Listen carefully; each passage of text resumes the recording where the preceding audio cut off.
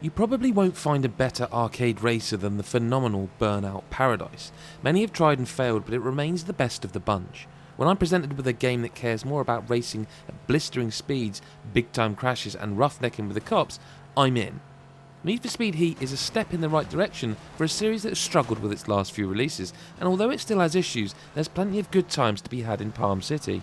Let's get the story out of the way, because honestly, despite early promise, it's pretty naff. Luckily, you can skip through the majority of the dialogue, and who plays Need for Speed for the compelling narrative anyway? But you're a rookie street racer who comes to Palm City in search of making a name for themselves. You meet a bunch of characters that all have success in the street races, but the cops are out in force to bring an end to thousands of dollars worth of damage and illicit activity that comes with the sport. Lieutenant Frank Mercer heads up the operation to stop illegal street racing, and along with that, his task force are taking liberties with you and your newfound friends. It's about as generic as it comes, with forgettable dialogue and cutscenes, but the gameplay between the story beats is well worth giving the story at least some of your attention.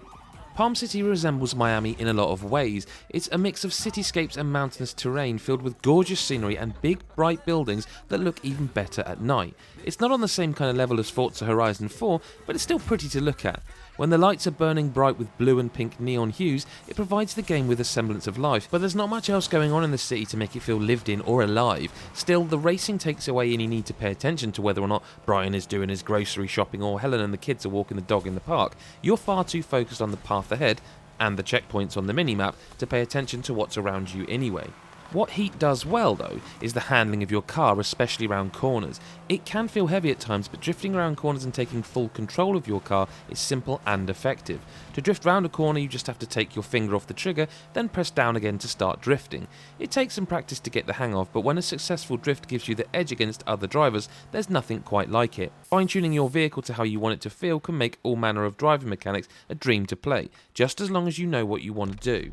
Throughout the career, your main goal is to earn bank, or money to you and I, and rep. Money can be spent on upgrading your vehicle with parts that give you more control off-road or on sanctioned tracks.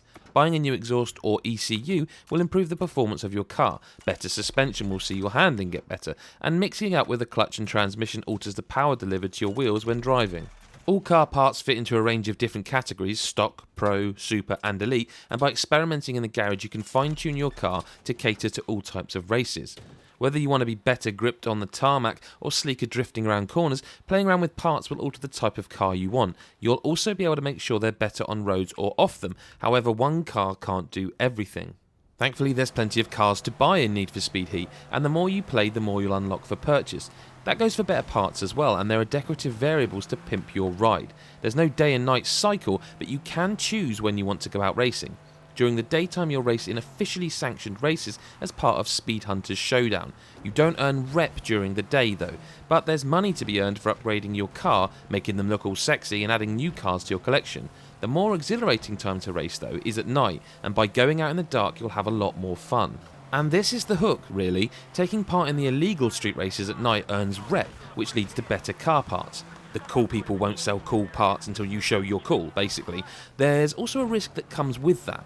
The Palm City Police Department are more alert in the evening, and if you get noticed by them it means they'll hunt you down until your ass gets busted.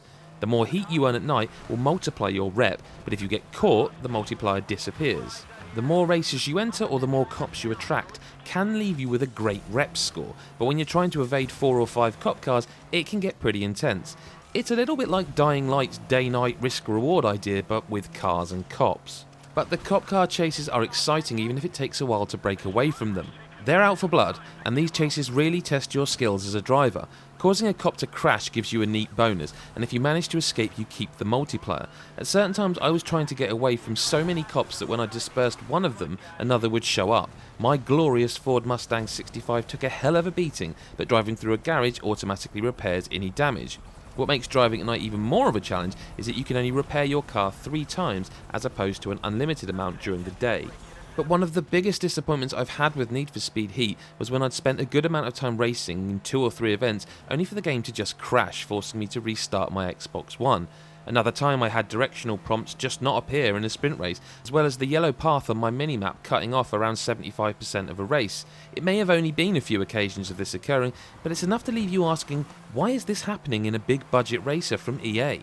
But what makes it more like a Burnout or Forza game is the different mini challenges spread across the city. There are billboards to crash through, street art to collect, competitive jumps to take on, and speed barriers to break. These all give you bank to spend and are a nice break in racing for when you just want to drive around for a bit exploring Palm City. Need for Speed Heat isn't quite at the point where the franchise should be, but it's a step in the right direction. Racing is fun in both the day and night, and there's plenty of cool stuff to spend your hard-earned cash on. Despite the few bugs I encountered, a dull story, and a relatively lifeless city, Heat is a decent racer that will keep you occupied.